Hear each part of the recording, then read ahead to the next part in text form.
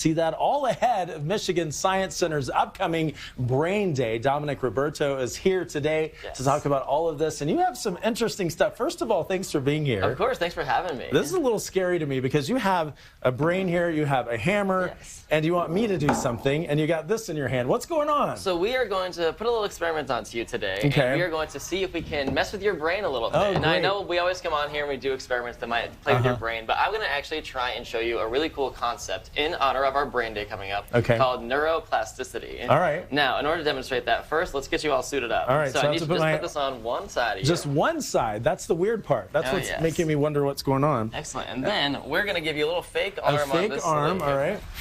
Now, what I need you to do for me, Troy, is I need you to lean place down, one hand right here for me. Okay. There's a hammer right next to my hand. This is what I'm a little concerned about. And then we're going to lean this down right here in front of you, drape this over. All right. Excellent. All right. So now, there we go, perfect. We're going to pretend that these hands Listen, are I both trust yours. you. I have worked with you for a year now. I trust you. Exactly. I'm not going to hurt you, I But right now, we'll see. All right, So now, Troy, I need you to do me a favor, and I need you to just focus on your new hand down there for me. Okay, I'm looking at it. And as I am stimulating both that hand and your hand, I want you to focus on the sensation that you're feeling. Yeah. Now, this is called the rubber hand experiment. And what I was telling you about neuroplasticity is basically your brain's ability to grow and adapt and change. Okay. So your brain will constantly change and prune some neurons, will learn new behaviors. You know, when you go and do the same thing every day, you know, it's kind of the path of least resistance, right? Your brain has these established pathways, whether it's a bad habit or something new. And when you decide to, well, adapt and do something different, your brain actually creates new pathways very quickly. Okay. So, as I'm stimulating your hand in this, you should start to develop a bit of a sensation, like this fake hand here. You can feel it when I'm touching it. So how does that feel now that I've been doing this for a little bit? I mean, it feels like you're brushing my hand with a sponge. Exactly. Brush, now, right? And so through this illusion, even within a minute, your brain is already beginning to adapt and experience this fake hand as your own. All right. A lot of folks who have had, say, an amputation, they can use these kind of experiments to help them adapt to a new prosthetic, or for folks who experience things like phantom limb pain, which is your brain reconfiguring those neurons to be able to adjust.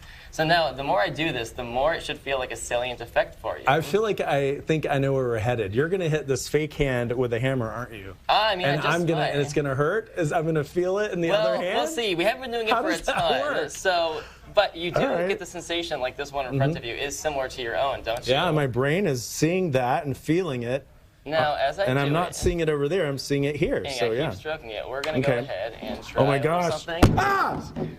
You made me yell. Yes, I didn't say a bad word, thank goodness. I was going to say, you held it in, which is good. Ah! So hopefully, now if we did this for a lot longer, you may actually feel the real pain from that swing. But people can do this with different temperatures, stimulations. It did scare me. It does, yes, it is scary. Why is that? Well, because what happened was your brain was adapting to that sensation by seeing this new one. And your brain was getting a new connection formed. Neurons were building that said, okay, sensations felt by this fake hand are my own. Right. And that neuroplasticity, that plastic or malleable part of your brain, began to adapt really quickly. All right. And so when I swung that hammer, even though you maybe didn't feel the pain since we didn't do it for a ton, your brain still got a little freaked out because it was used to that new one being the source of the sensations for everything else. Absolutely. That is crazy. Let's switch places really quick so they can get the right camera angle on you. But what I did notice is, and I'm holding it still here because you were, there was the sensation. I was looking at this, but I was feeling that brush, which is what I was also seeing here. That's why you put this block there. Absolutely. So then when you hit this hand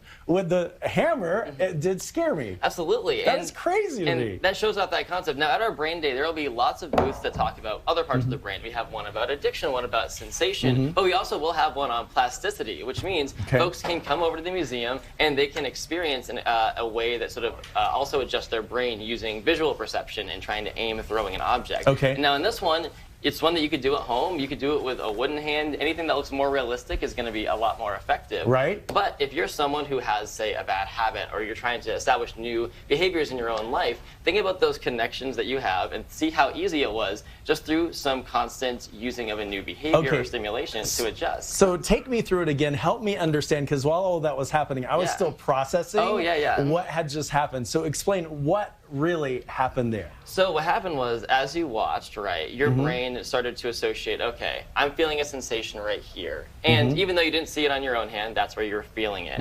And so the more we created a link between this rubber hand and your own, your brain was saying, all right, well, I guess this new thing in front of me is really the hand, and that's what's experiencing it. Wow. Now, we can do this in other ways, but having an actual physical hand here starts to trick your mind a little easier in order to start to believe it. And so within a minute, you already start to reconfigure some neurons in your brain to think, I guess this is where the sensation's coming from. And I think it is amazing that I didn't try to yell. I didn't try to act scared, but it actually happened. So tell me more. What are some other things that we're going to get to learn on Brain Day? A good event for kids as well, right? Absolutely. Kids and also adults can really enjoy themselves here. Kids will have fun looking at things through microscopes, seeing some of the cool sensation activities that we have there, as well as the plasticity one they have. One of my personal favorites, though, that we do every year, this is a partnership we do with Wayne State when they come on site. It'll be available for general admission, so anyone can come by, and they actually bring real human brains to hold in your own hands while you're there, too. I remember I had a college class where we held brains of, I think they were goat brains, and it was interesting because we actually felt it. So it's an educational thing for the kids. One more time, how can people go to the event? Where is it, and how do we get there? So it's at the Michigan Science Center on March 8th from 11 o'clock to 4 p.m., so it'll be happening all day at the museum, and we will have Wayne State there and tons of different laboratories set up. So not only will you get a chance to do some demonstrations